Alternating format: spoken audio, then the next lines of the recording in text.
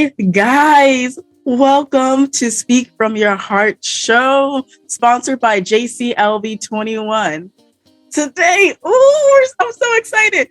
Speak From Your Heart show is where we talk with powerful women who are shaking up the globe with spreading love, wholeness, and wellness. This show is created to be a living anthology of unsung female heroes that are currently writing history now. Not just people we read about in our history books, but people that are living this dream and their healing journey now, so that we can know more people like us that are going through some stuff, but we're able to overcome. This show is all about testimony of what we can do as one part of the human race, as being women.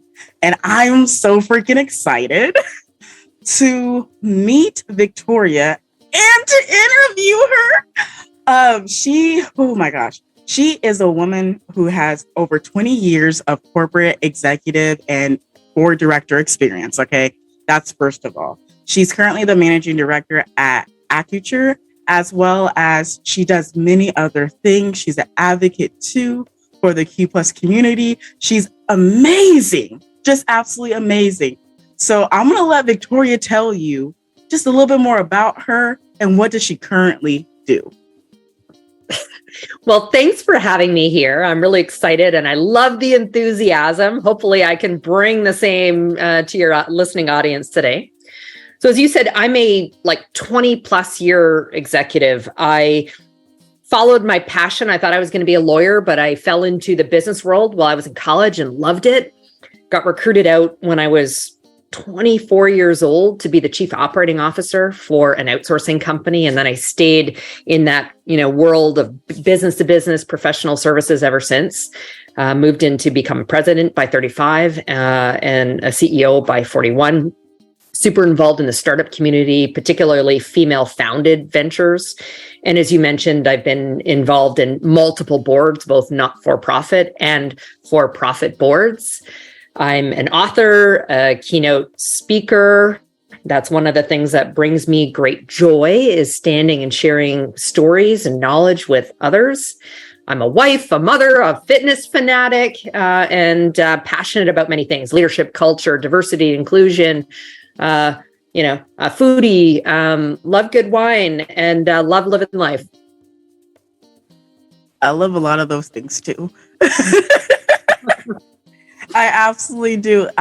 Oh my God. Okay, so there's so much in just your introduction. There's so much. Okay, so COO at 24. So my question first is, how was your childhood that got you ready for a position of that magnitude? I gotta know.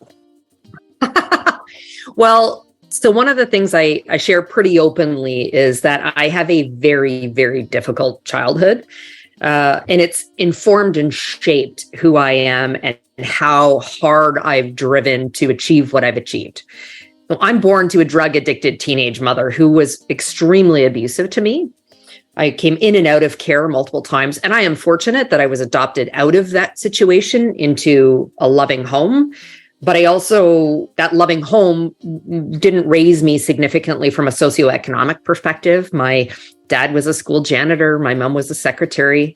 And it's funny, when I was maybe 11 years old, I remember my mom saying to me, Tori, which was my nickname growing up, she's like, you need to do better than us. And she meant socioeconomically, like go to college, get a better job, do better than us. And she never needed to say those words to me because I was determined that I was going to be better than my biology or the circumstance for which I had been raised in. And for me, work was one thing I could always control in terms of how I showed up, how I performed, the work ethic I put in. So I started working at age 11 in a hair salon, cleaning up the floors and doing laundry and making appointments and doing the cash. And by 14, I had become the assistant manager at the shoe store that I worked at. By 16, I graduated high school at 16, and I worked multiple jobs, including managing at a number of medical facilities and making sure all the doctors got paid. To when my first year of university, I worked for a bank and in their contact center. And within 6 months, I was moved into a leadership role. and my ability to show up, to deliver, to perform, to learn, to be more relevant and experienced in that, and then ultimately start to lead people is what got me noticed and got me recruited out of the bank that I then had worked at for a number of years to be COO. Wow. Just give me 1 second. Just give me 1 second.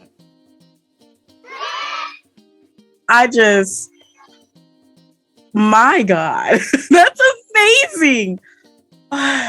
Okay, so now I have a question for you.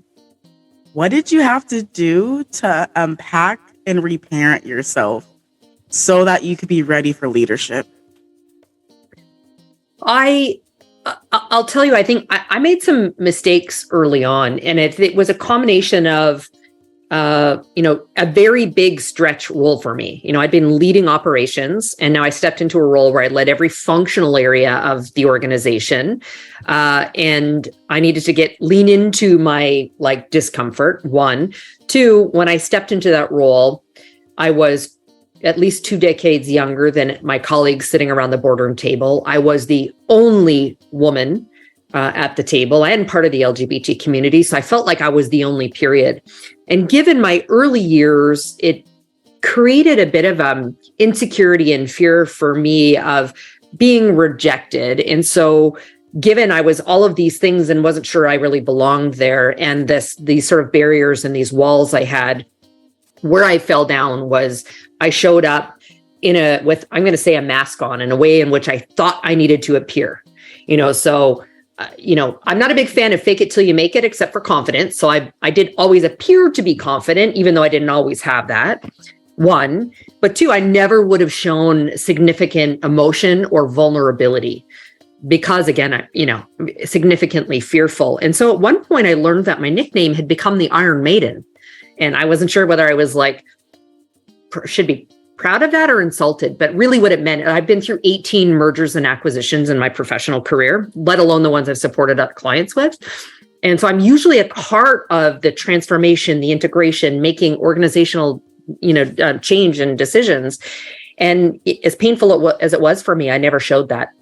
So where I needed to learn how to do better and different was to look at the woman that stood in front of the mirror and say, I wouldn't follow her into battle, right? This is not the type of leader I would want to work for. So what do I need to do to think differently, to model the actions, language, and behavior of the kind of leader I would want to work for?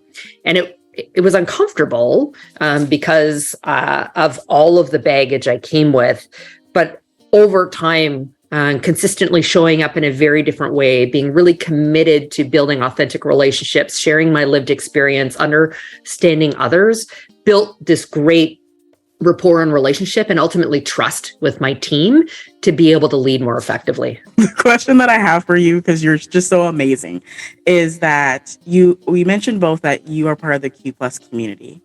And there are a lot of women who have experienced the coming out, and then they continue having to come out to friends and family, and that can be a little jarring. So my question to you is, what was your first experience like coming out? And then do you have to continually make a declaration everywhere that you go and on all your relationships? So I came out at age 14 as bisexual in a Catholic high school in a pretty small town where there didn't appear to be a really large queer community. It's certainly one I wasn't aware of at that point. And it wasn't until I moved to a much larger city cross country and, had more gay friends that I got much more exposure to it.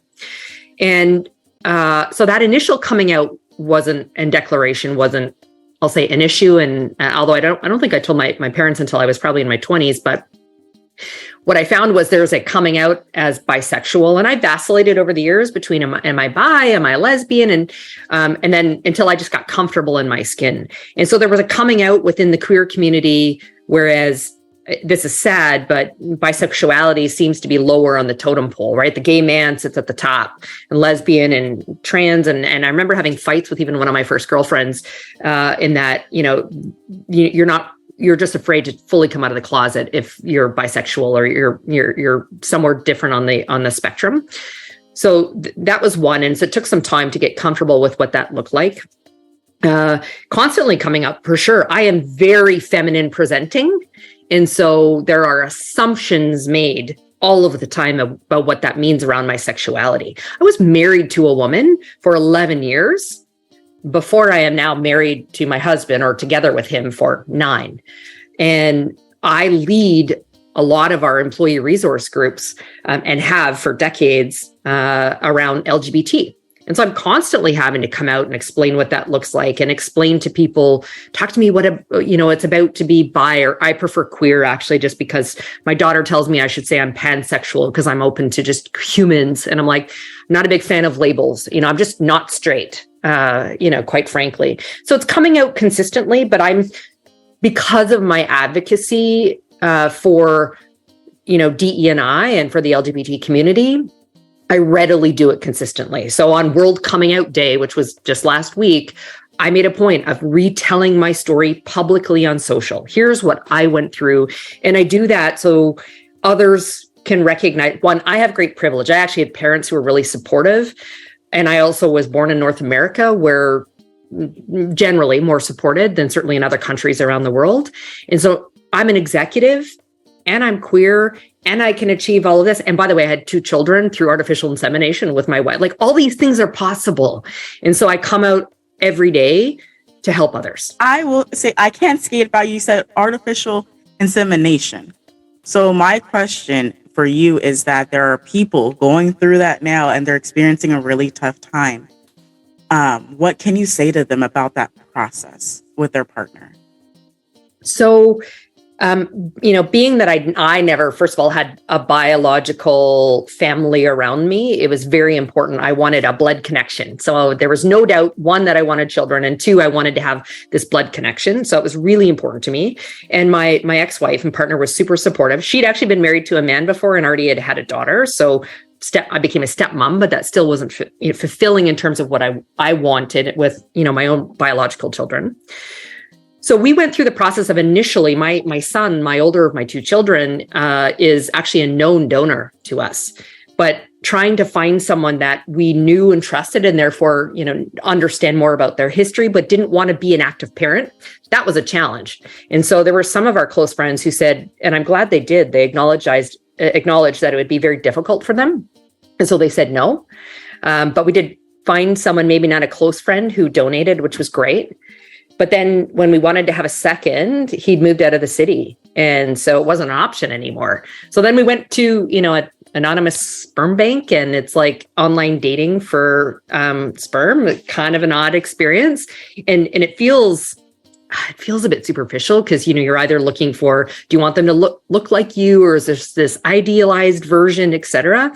And my ex-wife was Portuguese, and there were 2 donors we came down to. One who was very similar to our initial donor, so I thought they'd look more alike. And one was Portuguese. And that was very meaningful for her.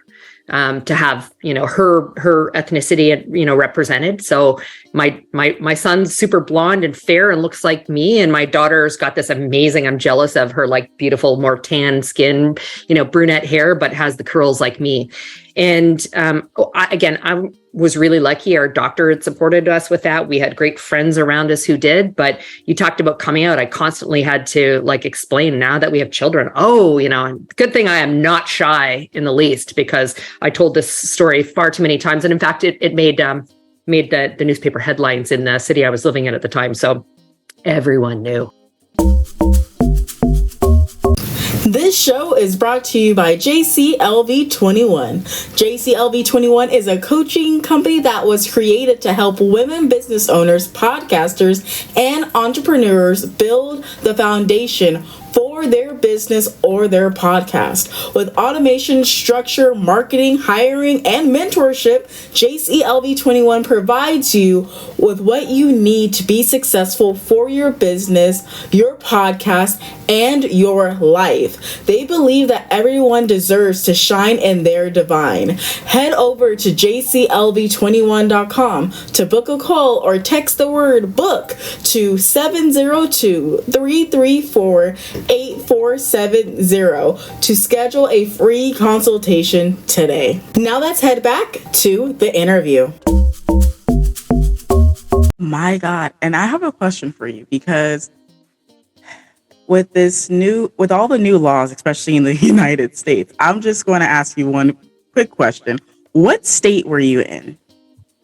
So you might hear a tiny bit of an accent. I'm actually originally from Canada.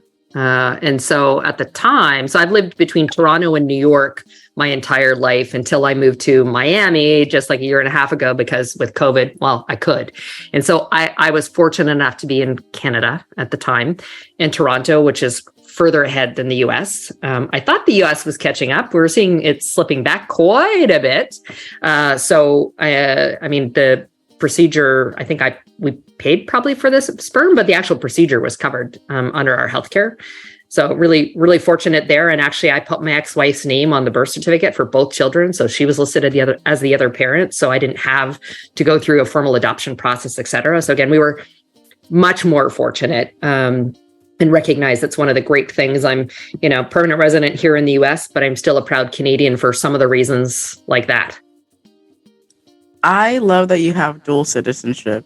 And then two is that another country is more progressive than what we're currently seeing with all these different legislation, laws and overturns in the United States. So it makes me so happy to hear that you and your ex-partner got to have children in a more of an easy way and not not the kindest hard battle that people are experiencing in the United States. It makes me very happy that you guys have that. So happy. So now I want to progress a little bit. You said that you have moved now to being partner with a man. My question is, the individuals that within your community, did they have a negative reaction to that? So I made a decision to leave my ex-wife. As I said, we were together for 11 years. And in part because I met her, I was 22 and she was 35. And so 11 years later, I had grown substantially as an individual. And my decision to leave was because I just felt it's one of those cases. It's not you, it's me. And in this case, I truly think it was that. And shortly afterwards, I started dating. I dated a man. And so I will tell you, our friend community reeled from it. In part thinking maybe that's why I chose to leave my marriage. And that was not the case. In fact, I stayed for 2 years longer because of my commitment to our children and our family. And so I needed to explain, consistently, why did I make a decision to leave my marriage? And many people made assumptions that I was a lesbian. And so, does this mean you've switched and you've gone back? And I'm like, well, no, like many of my partners before her were men. So it's not that at all. And now, again, there's this assumption all the time that I'm straight. As I said, I'm very feminine presenting. And so they'll just assume that I'm a straight woman. And so it makes sense when I talk about having a husband. But again, it's important for me. And just, I have a queer daughter who's now even gender questioning, even for her to be out there consistently sharing a message that there's, multitude of places to sit on the spectrum. And by the way, that can change over time. And so I don't have any issues now as I talk about my husband, but more so questions when I talk about my prior marriage. I still love you. Like that, none of this is going to change anything. And oh my gosh. So you've learned a lot over time. So much, your interpersonal communication, going from a woman partner to a male partner, and they are different when it comes to communication styles. I'm almost positive that they are. So my question is, did you going into leadership actually help you with your communication style? My relationships with my partners, you mean? Yeah.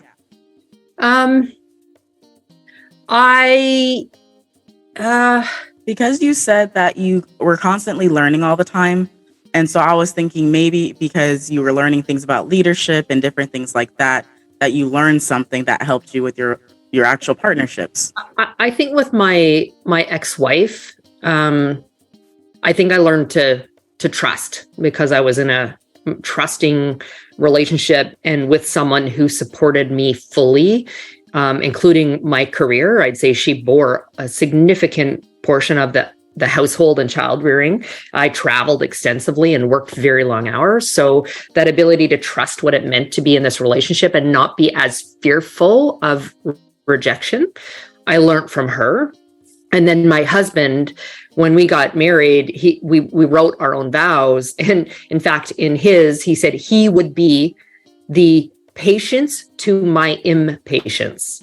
And so I've learned, to come together in a very different way in terms of how we communicate. And we're now a very good blend. I think we've, come closer to the middle from each of our different styles. And so being really respectful of that. And again, unique differences of individuals in terms of how we show up and listen to one another and ultimately communicate. He's helped improve that substantially. I am so for it. I love that you learned trust, and then you learned you might be a little impatient, but I'll balance you out. That was that awesome line, awesome bar. Okay, for the vow. I absolutely adore it. So my question to you, and the answer could just blatantly be no, is that are you going to try to have any other kids? Are you maxed out at 2? Well, so when I met my husband, I was 37, and he's 5 years older than me, and he had never been married and had no children. So I did ask him if it was important for him to have his own biological children. And he said, no, he'd actually never really thought that he would. And so it wasn't something that was on the agenda for him. My daughter was so hoping she would have a younger sibling. And so no, now I am 46 years old. And although physically possible, I am not starting that all over again. I love the honest answer. And I love that you guys did talk about it, because a lot of people that get into relationships, they generally don't talk about, are we going to have kids? Are we not going to have kids? Because this is something that can literally sometimes make or break someone in a relationship, because they're looking for something that they may never get. So having that conversation at the very beginning is very helpful to build what you guys are looking to build for your guys' family. And I love it. I absolutely adore it. So my question now is that you said you were president by 35, CEO by 41, and now you are a director, a managing director, if I'm not mistaken. Managing director at Accenture. Yeah. This is legitimately just me. What is the difference between chief operating officer, so CEO, versus president versus chief executive officer versus CEO? So they mean different things in different companies. I'll tell you that. I found, often there's an over-titling that happens, particularly in the US. And so a chief operating officer is generally accountable for the operations of an organization. So, there's a sales team that's out there selling new business. And then once it comes through the door, the ability to deliver whatever products or services that company sells. And then sometimes other pieces roll into that. So in my case, I happen to have HR and technology. I had sales. I kind of led everything except for finance. President usually is a complete general manager. All functional areas of an organization would report directly to the individual, whether it's for president of a division, a market, or a whole business. And similar to CEO. So president and CEO is often somewhat synonymous. After I sold the business where I was CEO of, I went back into professional services and working for others, and have had various titles there. I mean, at Accenture, managing director is an executive title, and it really depends on what you're a managing director of. I happen to lead a large industry portfolio end to end for them, but it can mean many things. Running a small like a practice of individuals that are subject matter experts in one thing. It could be running a market, etc. Thank you so much for explaining the difference, because when I hear these titles, I always have question. I was like, is it the exact same thing? Is it different? Because I know when we're thinking about an organizational chart, I know generally speaking that they generally sit in a different area, such as the CEO will report to the CEO, kind of thing. Is that what you have found? Yeah, exactly. So when I was sat in the, COO, so at the C-suite roles, whether it's a COO, CFO, CHRO, does report to the CEO. And a president can as well, depending on the company. So again, it's similar to a C-suite role, and depending on the size of the organization, it could be the most senior role, or it could report to a CEO. Okay. I thank you for breaking that business part down. So if for listeners listening in, CFO is Chief Financial Officer, CHRO is Chief, if I'm not mistaken, Human Resources Officer, and then that you guys should now know everything. Synonymous means that it's also known by as this. It can be an AKA for. Just breaking down some of the words, just in case you're listening in and you don't know what's going on. I'm going to help you really fast. I'll be your little translate. And that's okay, because I love how she's talking. So now I have a question for you when it comes to what are some key elements to your personal brand? Is it the fun? Is it the fitness? Is it the being part of the Q plus? I say Q plus because it's LGBTQIA plus, and that is a mouthful, which is why I keep saying Q plus, just so you know, and just so the listeners know, it is not to diminish all the other letters in the alphabet. It is not. It is to make sure that I can get on to the next point faster. So I'm actually, I spent a lot of time coaching and speaking around personal brand. And that's because many individuals and companies focus on the job title or the functional work that someone does as it relates to who they are. But we are so much more than that. Personal brand is what makes you unique. It's your own individual, the value proposition. And when we think about the differentiation versus, so you think in my business, we have lots of, strategy consultants or technology people, but when a company is choosing us versus our competitor, ultimately will come down to the individuals. And why would they choose to go with this consultant A versus B? And for me, that's about your brand. And so my brand consists of, I am a corporate executive. I'm the turnaround queen, I take distressed businesses and go through significant transformation. I'm an author. I'm a board director. I'm a keynote speaker. But those are all a lot of the elements of what I do or how I earn money, but that's not who I am as an individual.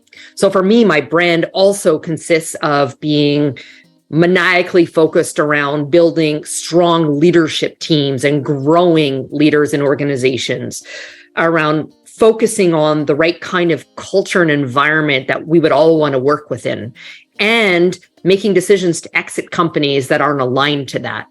I'm focused on purpose-led organizations and having high impact and delivering value in the work that I do.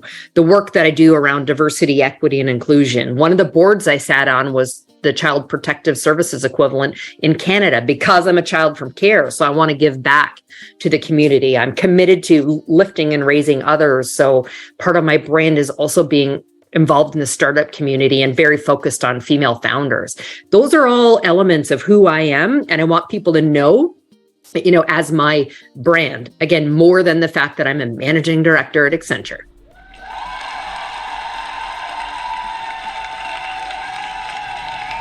That's where I'm at right now. I'm in the claps, okay? But I can't do it because I'm also interviewing at the exact same time. So this makes it kind of hard. So it just is what it is right now. You're phenomenal. You are absolutely phenomenal from your start to your current. I love that you are able and you're willing to even go back and help other people out too. That speaks very highly of you, because that also means at least to me, that when you do that, you're experiencing true joy because you're giving back to something that you've always wanted to give back to. Am I wrong for saying that? No, you're absolutely right. I think that's part of the reason why a lot of my time I spend being interviewed, whether it's for podcasts like yourself or I'm on media, and I love doing the public speaking work that I do. That is what brings, and I use the word joy, that is what brings me joy.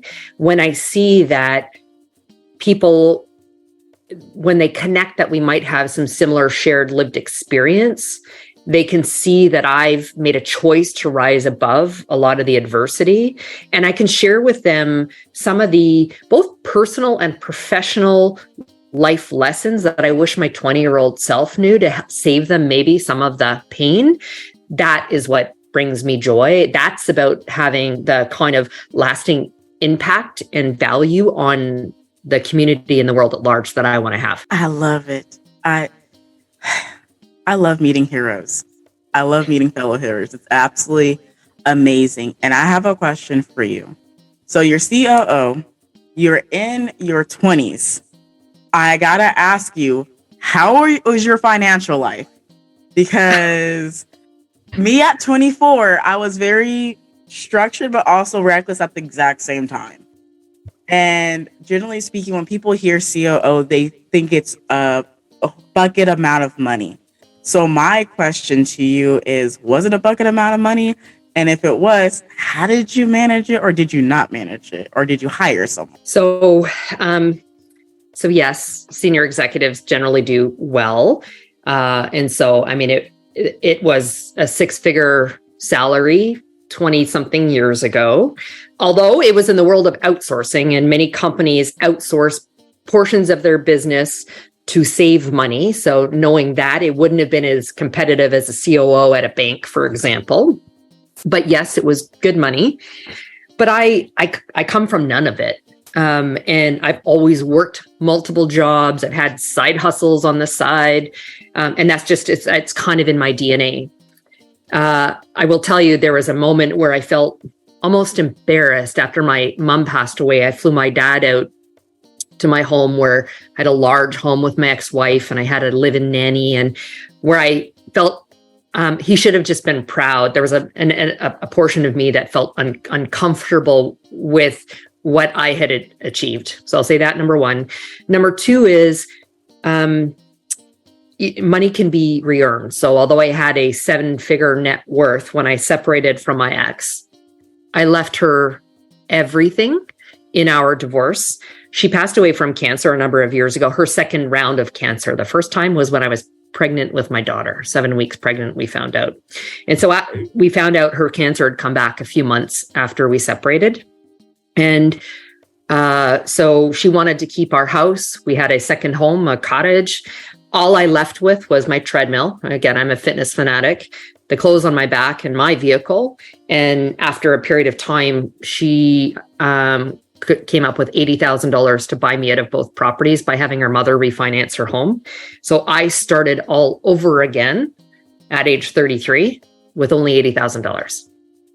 And that wasn't for lack of management. I felt it was the right thing to do. She was 13 years older than me. She had cancer return, and I was the primary earner in the family, and I was healthy and had what I believed is a long runway. So I started all over again. My God. One second. I'm at a loss for words right now. You're absolutely phenomenal. And your heart is so beautiful. And I see it and I feel it, and it feels so good. So I love all the love. I love all the thought process through. And so my question is this, is that after all of these things that have happened in your life, what would you name is your top 10 successes outside of your career? Outside my career, my children. They're not full, they're 18 and 22, so they're not, launched in their own careers, but they are good humans with great hearts. That's what I hope to instill upon them, and I see that in them. Taking the bold move of leaving my ex-wife was moments I felt selfish because I knew I wasn't happy and fulfilled in that relationship anymore. And it was painful. I said earlier, I knew 2 years prior I was going to leave. And I'm like, no, I can't do this to my family. I'm going to stay. I'm going to recommit. I'm going to try and make this work.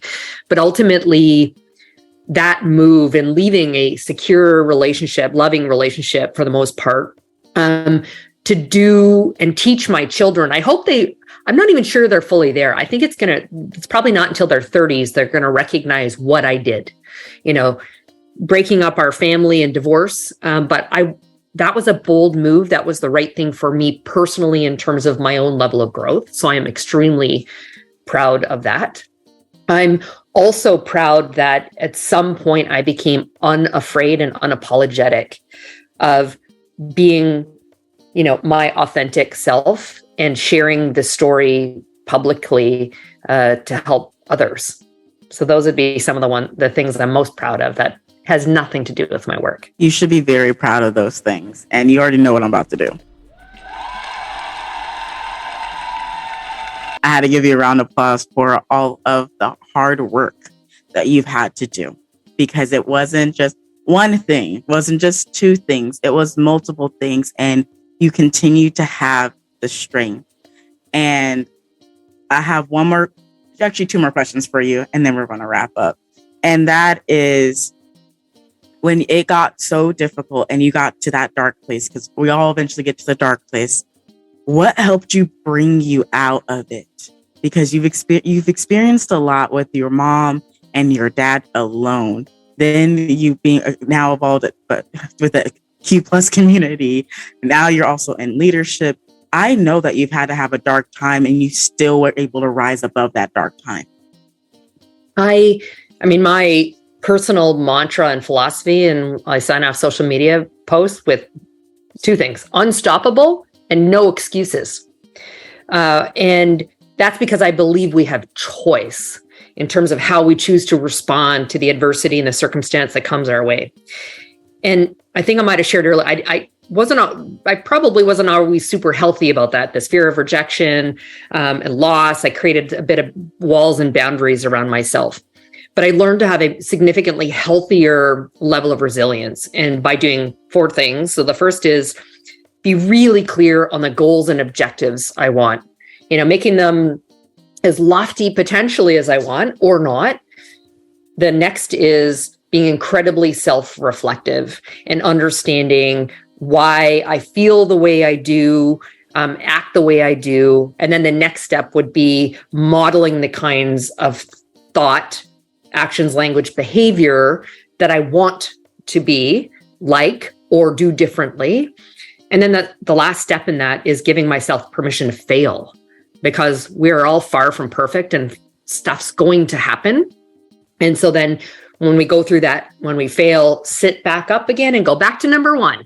Where did I want to go? What are the goals and objectives I had? And so that's the approach I take to my life, the choice I have in terms of how I choose to respond and where I want to go. Phenomenal. You are phenomenal. Oh my gravies. You are phenomenal. Okay. Oh my gravies. Bringing back that old term. So my last question is this. It is simply, what is one thing that you want to leave the listeners besides how your story?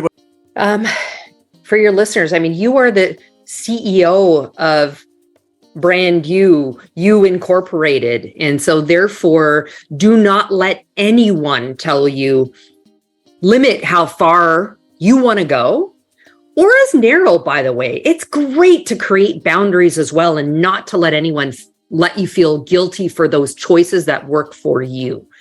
And so as you move forward into this world, into your own unstoppable life, focus on building your brand that's more than a title, continuing to build your skills, developing this healthy level of resilience, and surrounding you with a tribe that not only will call you out on your BS and force you to be reflective, but also are going to be there to support you. You guys heard it here first. You guys heard her messages and her bars. If you are a mother listening to this, or you're a father listening to this, please have your child listen to this particular interview, especially if they have any similarities to her story at all, have them listen. Because when we share our stories, we're giving encouragement not just to one another, but to our future generations too, which is why this show is where it is. And this is why I created the show, is because there are so many heroes that are among us that we don't even realize that they have gone through the hero's journey, and they're finally at the place where they are living with their superpower, and they are shaping the world into a place of love, of wholeness, and of complete joy. And it's been such an amazing honor to interview you. And people need to know where to find you, because you can't just be giving all this amazingness and we can't find you. So please help me out with this. Where can people find you? Well, I told you I do a lot of work around personal brands. If you Google me, I'm probably like most of the first 10 pages that come up. But I do have two great places to find me: a personal website, which is victoria-pelletier.com. Or for those in the focus on the business community, you can find me on LinkedIn pretty easily. Can you spell your name for those listening in? Victoria, traditional spelling of Victoria. Pelletier is the hard one. Thank the French-Canadian husband for that last name. Pelletier. Thank you so much. It was that part for the listeners. And just so you guys know, her website is Victoria and then it's her last name.com. Please know that she is an in-demand speaker on a variety of different types of businesses, and as well as the culture, motivational topics. Just head over to her website, book her, okay, talk to her, have further dialogue with her, because if her story resonates with you, reach out to her. Let her know that her story resonated with you. I think she'll like to be able to get those messages saying, just thank you for telling your story. So message her. Don't be a stranger to that. And also, oh my gosh, you have a book out. Can you tell me about your book really fast? I do. It's called Unstoppable. So I told you that's my mantra. You can find it on Amazon. It's also on my website. I absolutely love it. Check out her stuff. Head over to her website. Look at her articles. Listen to her speaking engagements, and where she actually goes to a bunch of them. Just search her. She's findable. Just search her.